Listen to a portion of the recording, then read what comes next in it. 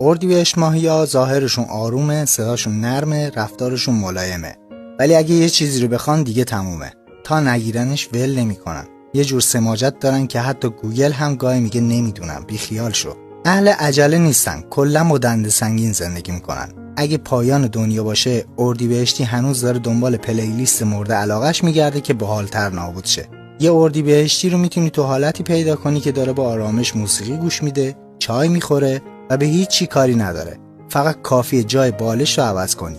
قیامت میشه. اگه بخوای دلشو ببری، یه غذای خوشمزه کافیه. البته اگه تو ظرفش ناخنک نزنی. لجبازن، اونم زیاد، ولی نه اون لجباز بد اخلاق. اینا لبخند میزنن اما کار خودشونو میکنن. تو عشق یه جوری عاشق میشن که حس میکنی امن‌ترین جای دنیا کنار اوناست. اما اگه اعتمادشون رو بشکنی، دیگه حتی اسمت هم تو گوششون آلارم نمیده. در کل اردیبهشتی یعنی یه آدم ریلکس، خوشخوراک با دل گنده، ولی با یه درجه لجبازی که فقط خودش میدونه چجوری روشنش کنه.